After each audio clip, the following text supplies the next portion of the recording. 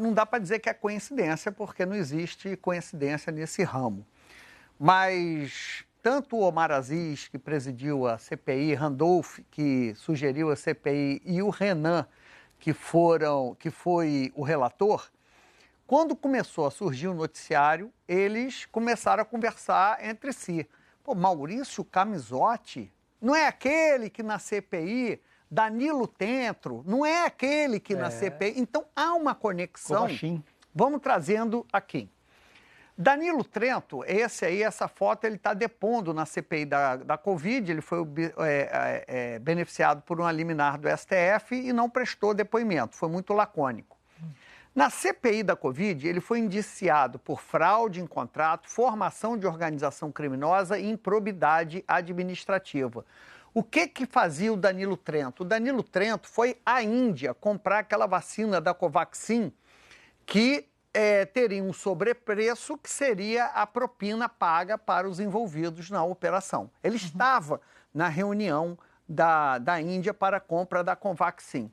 E agora, como ele aparece? Ele aparece em imagem sendo escoltado por um agente da Polícia Federal no aeroporto de Congonhas. O que é ser escoltado por um agente da Polícia Federal? Ele anda em áreas restritas ao lado do ex-procurador do INSS, Virgílio de Oliveira Filho, e entra numa viatura da Polícia Federal. O que eles carregavam? Malas. Malas de quê? Não se sabe, mas deduz. Porque na casa desse policial federal, que dava escolta ao Danilo Trento, segundo a Polícia Federal, é que foi apreendida a maior quantidade de dinheiro vivo dessa operação. Então, veja bem, o homem que estava lá na Índia negociando vacina superfaturada estava também circulando ao lado do ex-procurador Virgílio de Oliveira Filho. E aí tem outro personagem, que é o Maurício Camizotti. Na CPI da Covid, ele é apontado pelo COAF. COAF é o conselho que estuda movimentações financeiras atípicas, como financiador oculto da Precisa Medicamentos. Precisa Medicamentos justamente era aquela que o Danilo Trento representava lá na Índia, né, para comprar vacina superfaturada. E agora na fraude do INSS? Na fraude do INSS, ele é um sócio oculto da AMBEC. AMBEC é uma das associações, Sadi, que mais ganhou associado de forma fraudulenta, segundo indícios da Polícia Federal. Ele é descrito como uma figura central nesse esquema e ele utiliza, a nossa repórter de São Paulo, Amanda, tem mostrado muito isso, ele usando laranjas para essa associação. Aí você vai dizer o seguinte, bom, então a vacina não deu certo, eles foram para o INSS. Não, foi simultâneo. Isso que investigadores da Polícia Federal me chamaram a atenção. A CPI da Covid, ela funcionou de abril a outubro. A entidade, a associação que o Maurício Camizotti seria o sócio oculto, ela fez o acordo de cooperação com o Ministério da Previdência em agosto, no meio do funcionamento da CPI, no meio de uma Covid. Ela tinha 3 associados, tinham 3 associados e passou a ter 600 mil, quase 1 milhão de associados. Então, mesmo com os nomes sendo ventilados no escândalo da vacina, eles já estavam, segundo investigações da PF, com um pé no INSS.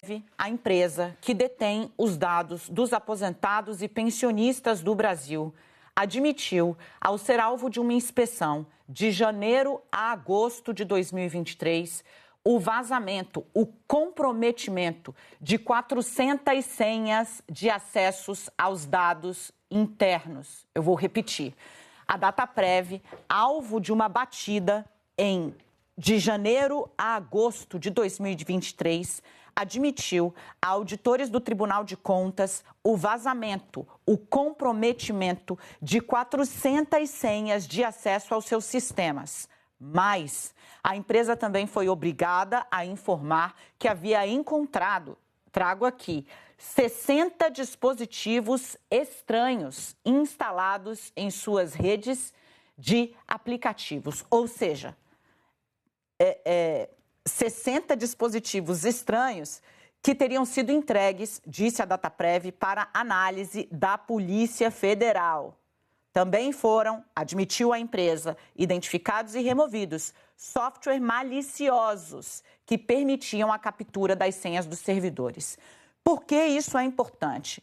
Porque hoje a dificuldade da Polícia Federal é entender como instituições laranjas de fundo de quintal passaram a ter acesso aos dados dos aposentados e pensionistas do Brasil. Portanto, a Dataprev passou a ser alvo de inspeção. Segundo investigadores que estão dentro deste caso, apurando essa fraude sistêmica, seja no desconto ilegal de benefícios ou de associações, às quais os aposentados jamais foram filiados, seja na concessão de empréstimos consignados jamais reivindicados, que perdura há anos, a grande dificuldade da Polícia Federal hoje é ter acesso aos sistemas da Dataprev. A empresa, inclusive, tem sido cobrada. E a mesma dificuldade na investigação é citada pelo Tribunal de Contas, pelos auditores do Tribunal de Contas da União. Eu trago para vocês um trecho do documento nos quais eles detalham como, de janeiro a agosto, 8 meses de investigação, ficou evidente que, abro aspas, as fraudes sugerem por parte dos fraudadores grande conhecimento da arquitetura de rede, dos sistemas de informação e dos controles internos do INSS. Segue aqui a auditoria a qual eu tive acesso e ela, gente, gerou a abertura de um processo que corre sob sigilo dentro do Tribunal de Contas da União. Olha o que dizem os auditores. Em entrevistas com os gestores da Dataprev, eles manifestaram compartilhar a percepção de que os fraudadores têm amplo conhecimento de como funciona o órgão e o INSS, mas consideraram que a amplitude do conhecimento era difícil de ser obtida, até mesmo por servidores com muitos anos de trabalho na autarquia. Sendo assim, considera-se que as hipóteses de outras falhas possam ter causado a obtenção desse conhecimento, como o vazamento de códigos-fonte dos sistemas e manuais internos. Hoje a PF quer entender se tem gente dentro do órgão trabalhando para poder favorecer essas fraudes. Eu quero só trazer o resultado dessa auditoria. As falhas nos sistemas da Dataprev, gente, de janeiro a agosto de 23, identificadas, investigadas pelo Tribunal de Contas da União, levaram entre janeiro de 22 a agosto de 23, nesse prazo, janeiro de 22 atravessa o governo Bolsonaro, vem até agosto de 23, só nesse pedaço, 1 ano e meio, mais de 1,4 bilhão de reais, foi o que o TCU identificou em fraudes por conta das falhas no sistema de segurança da Dataprev. Essas pessoas estavam usando técnicas avançadas de alteração facial, porque aí tentavam burlar esse reconhecimento digital, biométrico, e ter uma autenticação para entrar.